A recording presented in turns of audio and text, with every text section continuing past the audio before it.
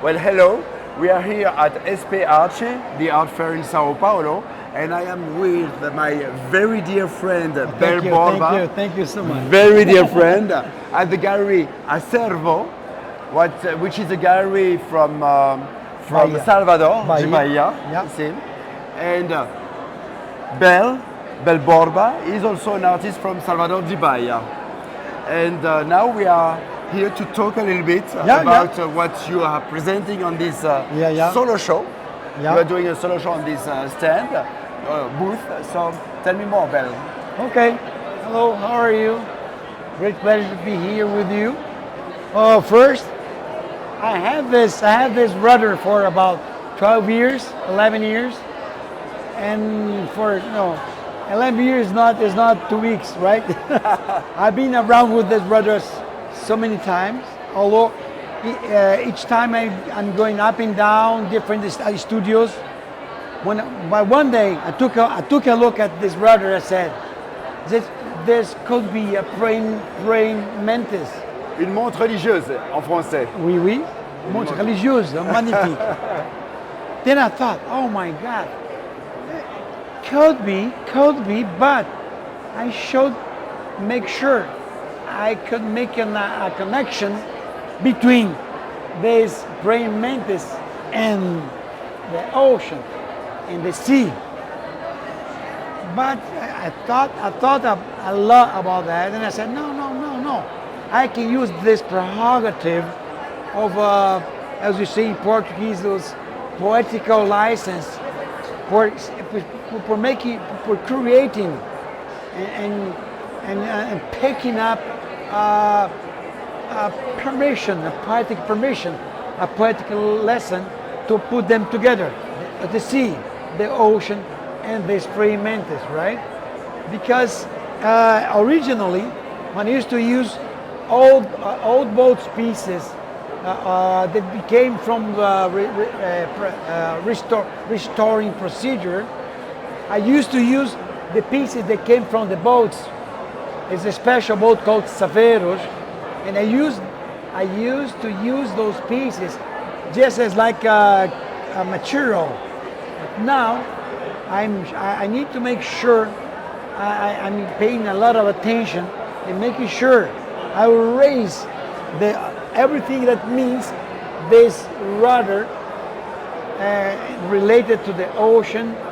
It's an equipment to divide the water, making sure you go into a certain direction. I cannot use just a piece of a boat as a material. I need to use the eloquence of the material itself by its origin. For me, this is very important. Yes. It's a new reason, conceptual reason for I think our honest appropriation, right? And then I made sure I was customizing this rudder, but making sure I won't transform nothing. I won't hurt. I want to keep the original surface, the original scheme of this rudder. This is a resin, polyester resin. Yeah, because I need to enforce this hole to make sure it won't break. I said I won't reinforce this with a cement or with a wood. I prefer to use a transparent resin for giving a different feeling, like the transparency of some of insects. Somehow we're talking about insects as well, right? Yes. And for the air. Yeah. So speaking about the air, we are now going to the paintings that you did on the sail from the sailing boats. Yeah. And which sails? How did you find these sails? Okay. I remember you told me about a very dear friend of yours. Let us listen to that. Okay. This rudder, it becomes from a specific and a special boat that the Portuguese guys brought to Bahia, to Brazil. And I for a long time, I dedicated a lot of time and a lot of work and a lot of sweating actions to give visibility for this cause of me and some friends to make sure this kind of boat won't disappear, won't be extinct, right? And during this season or this time, I used to use the wood that came from those restoring procedure and the claw and the sail. This is a sail from the sailor. This is a sailboat, fiberglass boat. This is the boat, this is Acervo, it's a wood boat with a cotton. It's a completely different material. Yes. It's more absorbent. It's not so. This is impermeable, and this is absorbent. This is wood. Yeah. This universe is fiberglass. The sail here is you use cotton, and this here you use it's a high performance and synthetic material and high technology for fabricating these sails. Then, when I had everything became from this first look, when I thought about this praying mantis, right? Yes. Then I decided, I went to a friend of mine, he's a sailor, he's a high performance sailor, he's a guy from Swiss, half Brazilian, half Switzerland. Swiss. Good. Yeah, he made me promise I wouldn't ever tell his name. Okay. He's a very shy. Okay. And the same thing as I said as the original material happens with the sails as well, because first I just used the original sails as a support for painting. Yes. I ignored the origin of the origin and the function of the material. Now I wanted to make sure I was sensible, or all the graphism, all the traces that the sewing cloth or synthetic cloth. All these parts there that we see here. And I wanted to absorb the reliefs, the crack, the reliefs. I want to make sure I didn't want to stretch it like a formal canvas. Yes, it's I not want to respect the original, the skin. Yes. For me, this was very important because somehow this is a very nice detail. I learned this. I heard for the first time in my life about painting with this guy here. He's talking about really hygiene. Hygiene. Hygiene museum. No, hygiene. You're talking about the hygiene of course, in my painting. Hygiene. Yes. And when I first said that in my studio, I said, "Oh my God, this is a very special word for talking about painting." That's right. But now I try to run away from the traditional and usual hygiene. Yes.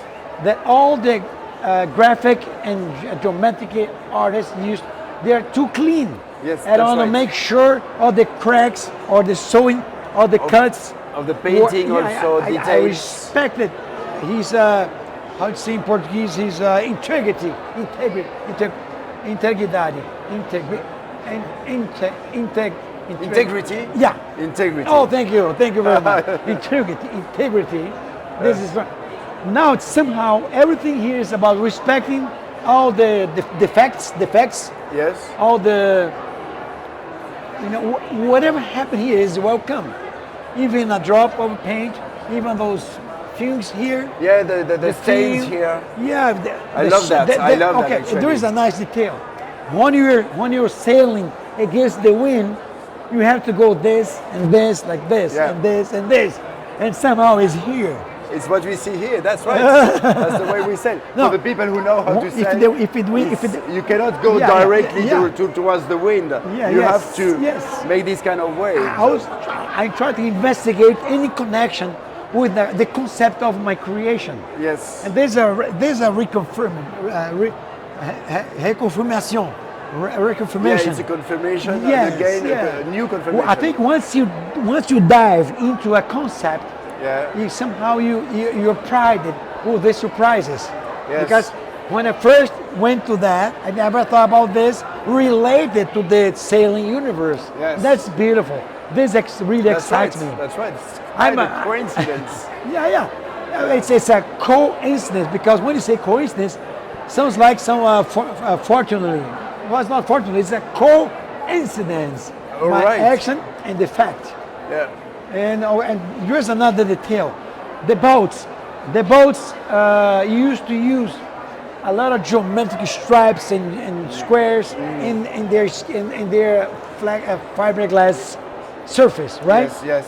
Some people, even the cuts and the sewing, they're there for sure for a better performance during the sailing.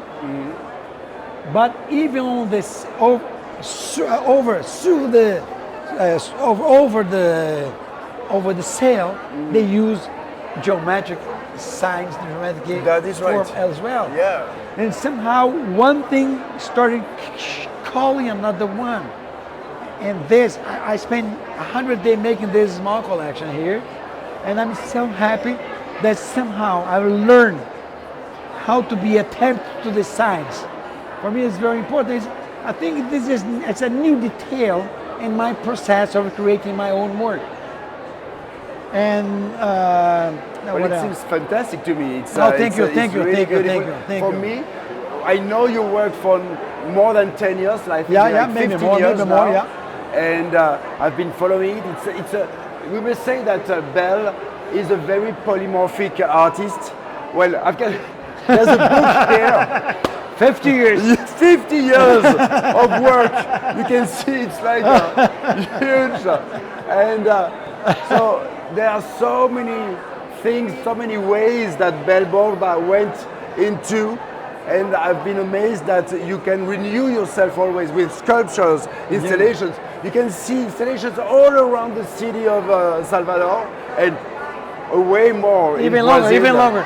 I'd like to get a chance of telling you, it's another detail. Yeah. A couple of years ago, I made an exhibition, and I only on that opportunity I realized that the last 40 years I was not a recycler, but a reuser from commodities and materials. Yes. And I keep going like this. Because, I don't recycle. I reuse. I give a new use for all. Or the materials that you find, that you look for also, because some you find, some you take. You get raw because you want to build. You cut into the metal, etc. That's right. And I feel proud of somehow be a traditional reuser from material that we have. Sometimes some call friend of mine called Bel Borba. I have that. I have those. Would you come here to pick it up? To use them. I don't have space to keep so many material. They want to get rid of it, but at the same time you make something. It's a good one. I find a way. Yeah. Oh, thank you. Thank you for thank this you opportunity. very much, Bel. You've been fantastic. Thank you very much. I'm happy we have this link. Yes. Hygiene. Link. This is beautiful. This is a beautiful word. In my statement about my exhibition, yes, I leave very clear.